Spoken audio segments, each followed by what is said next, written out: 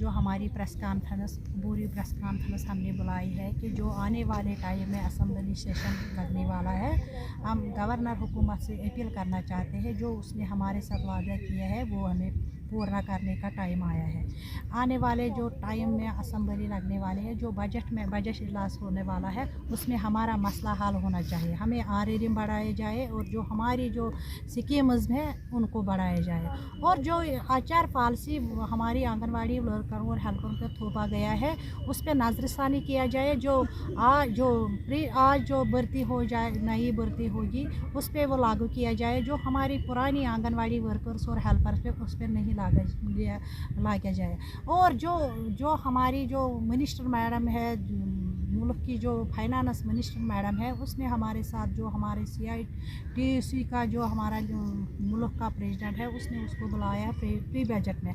तो उसने उस टाइम कहा उससे कि जो आंगनवाड़ी वर्कर और हेल्परों का मसला है हम ये फुल हल करेंगे। लेकिन बजट आई है तो उसमें हमारा कोई मसला हल नहीं हुआ।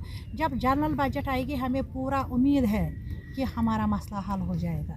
और जो हमारी आंगनवाड़ी वर्कर्स बहनें जिनको ये म्यूचुअल ट्रांसफ़र नहीं हो जाती है तो उनको दबाया किया जाता है कि आपको हम टर्मिनेट करेंगे, वो करेंगे, ये करेंगे। तो ये जो थ्रेटिंग है हमारी आंगनवाड़ी वर्करों वो ख़त्म होना चाहिए। हम गवर्नर साहब से अपील करना चाहिए जो आपने हमारे से जो वादा किया आंगनवाड़ी वर्करों और हेल्परों से वो पूरा किया जाए, क्योंकि हम भी बाल बच्चे वाले, हमारा भी घर है। 5,000 में आज क्या आता है?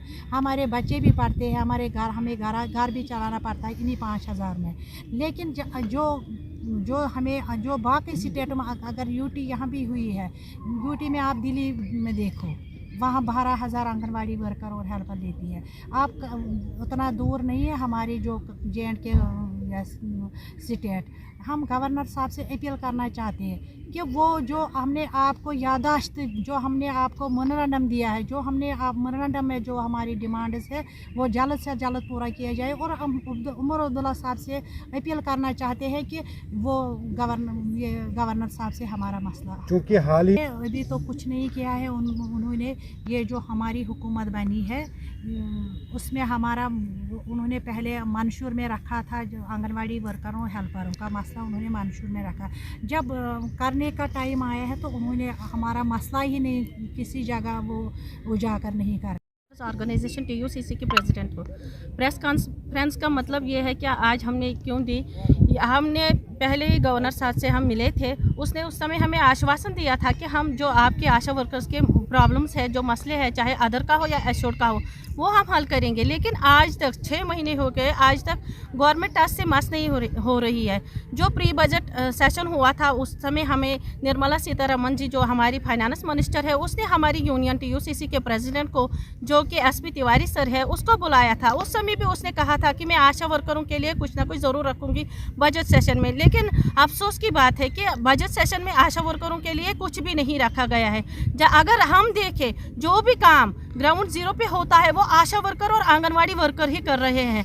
मगर हमारी सरकार, चाहे वो JNK की सरकार हो या हिंदुस्तान गवर्नमेंट हो, कुछ भी नहीं कर रहे, कोई भी पैसा नहीं मिल रहा है। गवर्नर सर ने हमसे उस समय ये कहा था कि हम अगर अदर बढ़ा नहीं सकते, कम से कम एश्योर्ड तो बढ़ा सकते हैं। लेकिन शर्म की बात है, ना अदर बढ़ा हमारा, ना एश्योर्ड बढ़ा। और साथ ही साथ जो हमारी सबसे बड़ी देरी ना मांग थी कि हमें वर्कर का स्टेटस मिलना चाहिए, जो आज तक नहीं मिल रहा है। उसकी वजह से हमारा हर कोई प्रोग्राम फेल हो रहा है। जो भी हम काम कर रहे हैं, चाहे ऑनलाइन करें या ऑफलाइन करें, वो कहीं पे भी दिखाया नहीं जा रहा है।